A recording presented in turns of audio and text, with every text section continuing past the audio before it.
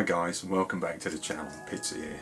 On the video I did a couple of weeks back about the Durham Blues Festival, I had a few people ask me what my settings were on my Fuji x100f, and so I've made a little video just showing you my cue menu on the back and what I've got it all set up as, and I show a few pictures through Lightroom and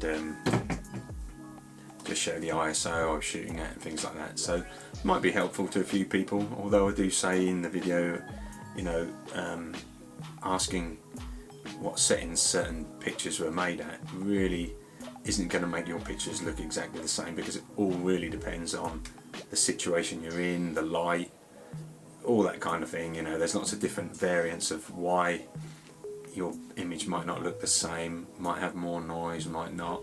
I'll just say as well that I was going for like a grainy kind of look to my images, so that's why they all had a bit of grain in. We kind of get that grungy feel all during the Blues Festival for that. So let's get right into it and show you what all the settings and everything were.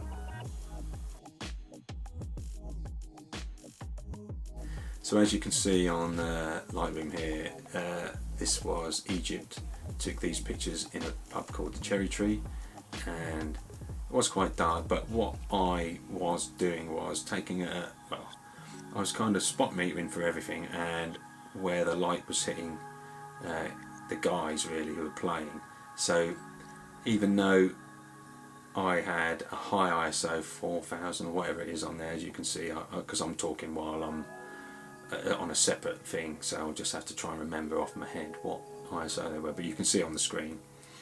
The exposure I wanted was the light part of the scene, so I didn't care how dark the shadows were. So although I had an ISO of 4000, 6400 in some shots, I just wanted, say, the face, which was partially lit by the light they had in there. So I was sometimes getting 250 of a second with an ISO of 6400, and similar on some of these other shots. And if I zoom in, you can see, you know, they are kind of grainy, and these are all just JPEGs. So I was going, or I had been shooting in JPEGs, and it's kind of, I'm not really bothered about having a RAW and a JPEG for these images, because I wanted them all black and white. In a way, I'll say later on, but in a way it's like you're shooting JPEGs. You kind of can describe it as like kind of shooting film. I'm shooting black and white JPEGs, so there's no way I can go back and go, oh no, I want that colour. It's black and white, that's it, that's the end of it, you know. So what you shoot is what you get, kind of thing. So in that respect it's a bit like shooting with film. But yeah, these images I'm spot metering for the light part of the scene. I'm using high ISOs. There is noise. Some of them I've used noise reduction. Now I heard somewhere, whether that's right or not I don't know, and it's a good thing to do, but when you go into the sliders where the noise reduction is on Lightroom, say you knock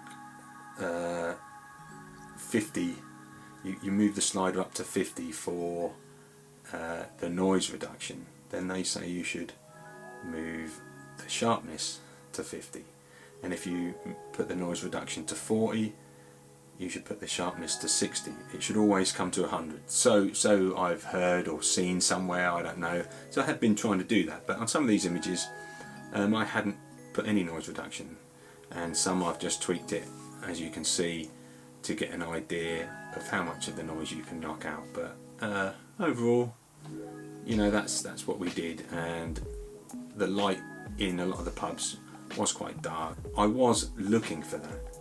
I wanted the dark image, and just the singers, the guitarists, they're the guys I just wanted to have lit up, and just pick out the little bits of light to get that kind of look and feel to the images. So whether this helps you guys out there, it makes any difference, I don't know. It's just a quick video just to show you what I did. I'm going to print some of the images out to get an idea of what they look like. I mean, if they're piss poor with a real bad looking grain, and if it looks really bad, then I'll have to revert to doing JPEGs and RAW, and then probably using the RAW. But what I like is I like using the simulations. So I like just keeping the JPEGs. Even some of the colour stuff I've done just recently with the X70, they're just JPEGs, and I've just tweaked little things, a bit of contrast, a bit of sharpness, a vignette, and adjusted the curves slightly, and that's all that I've really done. I don't know why, but some images look a lot cleaner than others at similar settings. So yeah, I think it's just one of them things. You just have to make a mental note of what works and what doesn't work. But that is how I've been doing everything just recently. But I might switch to, it depends how important the images are to me. But even the family ones I've been doing just JPEGs. It's quick to upload to my phone. It's quick to just those really quick edits. I mean, everything I put on Instagram is just straight to my phone, edited on Snapseed and Bosch straight up to Instagram. That's it, nothing else. And some of those images look really, really nice on that Snapseed, but I don't think it'll hold up printing big. So anything I want big, it's on the computer, Lightroom, and yeah. But what I'm going to do is I'm going to print a few images out. I might try and make a video of that and see what they look like and show you if I can get the camera to sort of zoom in and focus fairly closely to some of those pictures, see what they look like actually printed out. Yeah, we'll do a little video on that. Okay, so I've just put the Q menu up, and you can see I've got this one programmed into custom menu 3. I have it on spot focus and autofocus mode, so I'll go autofocus mode first, which is the first one, and we have that on the sort of, so we can move it around wherever we want on the screen using the little toggle switch. And then the metering mode, I have it on spot, I have it on auto white balance, though we're shooting black and white, so it doesn't really make any difference anyway. I have the noise reduction on -3, and the ratio there 3:2, and I have it on fine because at the moment I'm just shooting JPEGs, and it's one of those things where I don't know, I'm kind of comparing it to like if you shot film, black and white film, that's it, you've taken the picture, there's no going back, there's no changing it to colour, it's black and white, that's it. So in a way, I know it's not the same, I can't really say it's like shooting film. I've shot film many years ago, but this isn't, this is obviously digital, but I stick it on fine JPEG, so it's the best quality JPEG, and I don't really do hardly any adjustments in Lightroom.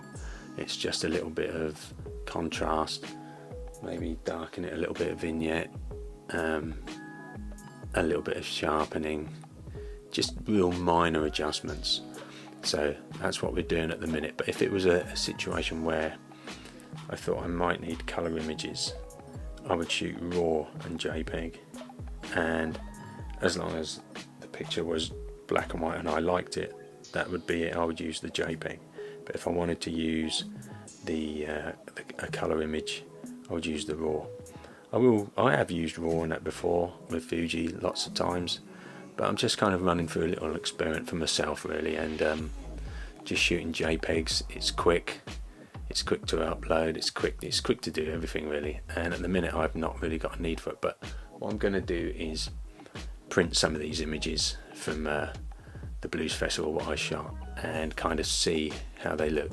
I mean, I'm going through the whole settings system and the ISO I use and everything, and because it was like dark pubs, I was kind of going for that kind of grainy look, so I never really dropped the ISO lower than about 1000 because I wanted that. I know I could have added grain, but it just saved me messing around with the ISO if I was shooting quickly where there was lots of light and quickly where there was no light, so I didn't really have to change it a great deal.